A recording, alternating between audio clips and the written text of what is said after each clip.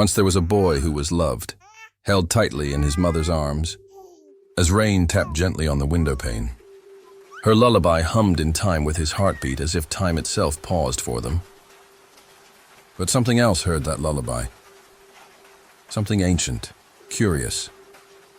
A flicker of light circled the cradle, tiny winged watching. And just like that, Tinkerbell has arrived.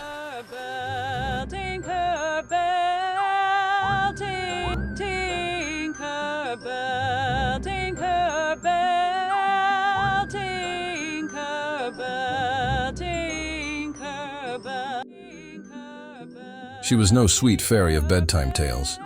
She was wild, untamed. Her glow pulsed with mischief and malice. She touched the child's cheek, and the boy opened his eyes. That night, Peter disappeared.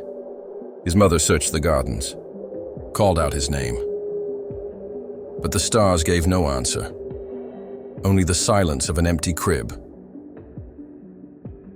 and the sound of wings fading into the dark. He grew in a world not made for humans.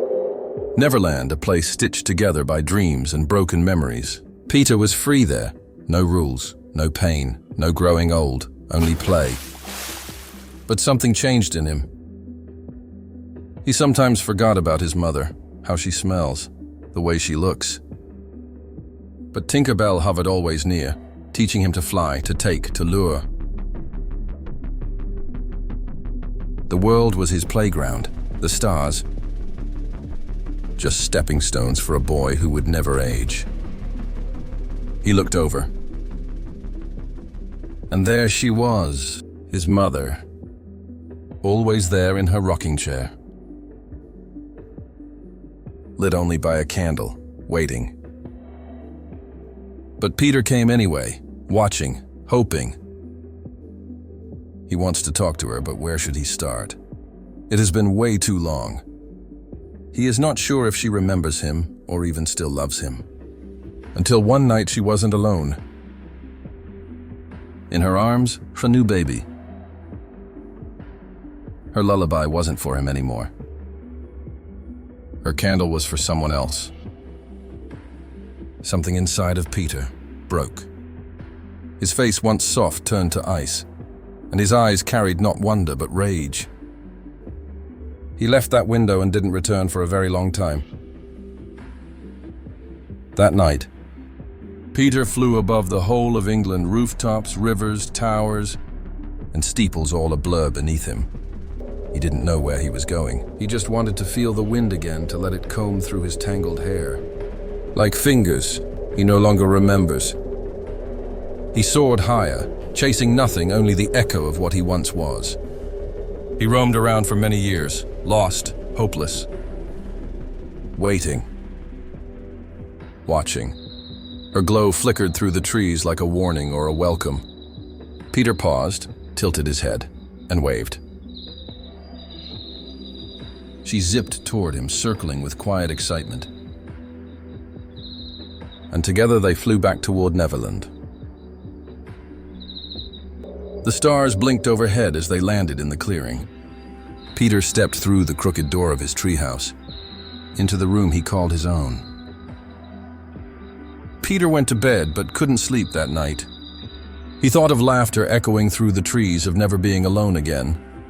More voices, more games, more fun. Yes, that's what Neverland needs, he whispered to the dark, and then he slept. He woke before dawn, still, cold. His eyes opened with purpose. The idea had returned simple, bright and sweet. More children meant more laughter, more games. In Neverland, the fun never had to stop. So he flew, past bell towers and chimneys, through the hush of sleeping streets. He found the window already open, and inside 3 perfect, dreaming children. They didn't speak, they didn't scream, they followed.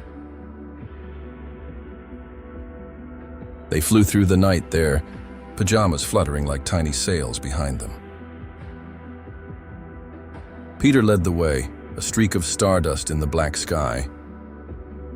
The others trailing like silent birds. Beneath them, the sea sighed. And beyond the mist, Neverland. The island yawned open, wild and waiting. Shadows leapt from tree to tree as the children landed beside Peter's treehouse, their new home, though they didn't know it yet. He showed them the rooms, the places to hide, the paths to run. Tinker Bell watched from a corner, glowing softly. Peter looked at her and smiled. But he was not done. There weren't enough laughs yet, not enough stories. He circled rooftops, listening, searching. The wind carried him back to the land of candlelit windows and quiet beds. Some children were already awake, whispering about the boy who flew. Others were still dreaming. Peter didn't knock. He never had to. One by one, he gathered them, homes with cracked windows. Nurseries lit by moonlight, the soft creak of floorboards, the quiet hush of tiny breaths. Peter Pan flew, and the number of missing children grew. Far beyond the glow of the Neverland sky, beneath clouds that never break. He waits. The sea whispers his name. Fear. Hook. Once a man, now a ghost among pirates, bound to vengeance. Bound to Peter. His crew follows him not out of loyalty, but because they fear what happens if they don't. And when the boy returns with more stolen souls, Hook is ready. Subscribe for part 2.